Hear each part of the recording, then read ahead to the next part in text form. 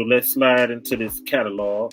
A lot of people like to put labels on their on. A lot of people like to put labels on music. Mm. How would you define your sound, or what would you call it? Well, my subject matter is bar prawn. You know, like I'm with the bars. I like to make a 2-second story on everything. I want you to visualize what I'm saying in each sentence. There has to be a story that you can, mentally see every single time. It's not just like a 8 bar. You finally got the story.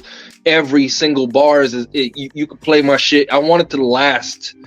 I want you to bump my shit next year and be like, oh shit, I missed that. That was dope. So I want to be. I can't box myself and tell you what kind of style I do. I guess it is what it is. Right.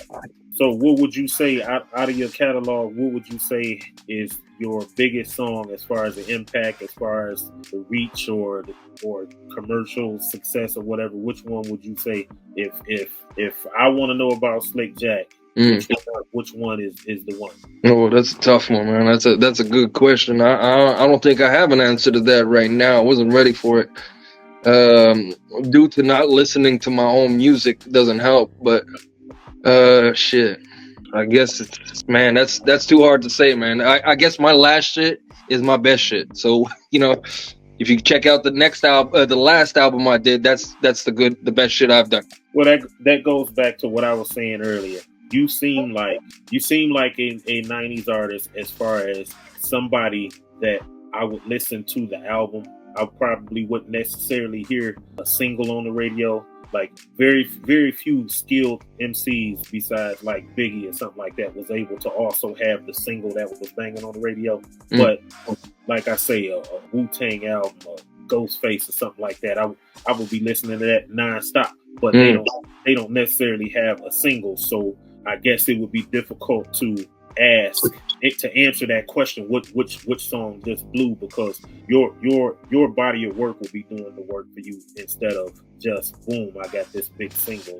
Well, that's it. And plus, back then, when you had like let's say like the Ghostface or whatever, back then they had a whole team in back of them to tell them what single, and they had writers, and they had like the producers were just in these beautiful golden studios, to build these certain singles to reach the charts.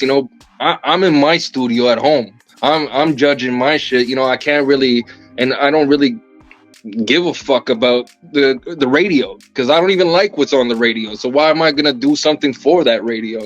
Right. So as far as producers, are you like your go-to producer, or do you use a lot of the beats that you made? See, that's a tricky thing, because sometimes some producers won't do what I wish I could hear and what I wish I could be spitting on, but then I do what I want to do, and I hate what I done. You know what I mean? Because I overheard it. I overheard my beat. Like I listened to it for like 2 days straight. I never want to hear that fucking thing again. Right. So I have to go work. I have to find the dopest producer that'll throw me off. But I also have to explain something the way that I write. I never write on a beat. I write on a beat that inspires me in the moment, and then I send the acapella that I recorded to the producer, to whichever producer I'm working with, and they got to build the beat around me. Okay.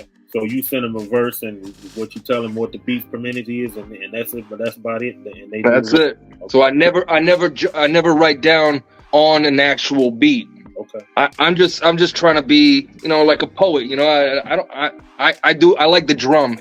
I'm a drum like seeking dude. I love drums. So all I need is a drum, a BPM, and I'll flow it out. And not many producers will do me justice on that. But like I said, my dude Scream, he's running circles around me. He's amazing. So what kind of setup do you have that you working on? Right now it's just a little home. I got the KRKs. I got my laptop. I got my mic. I got the Shure SM7 SMB. Just a little setup at home. Just trying to get that quality sound as much as possible. Right. That's beautiful, man. I mean, it's so amazing how far technology has come.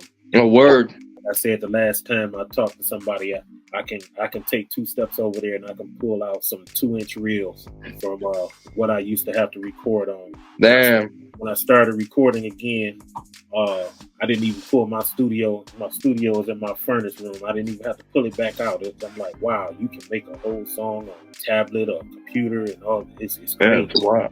It's incredible. Yeah, reel to reel. You were right though. I wasn't there. I wasn't on the reel to reel, but that's the old analog way, man. That's where the sound was. The quality, it was huge, but I mean the quality, the sound, it's crispy, you know. Right. One of them reels is like $100, $150 for 20 minutes. Damn.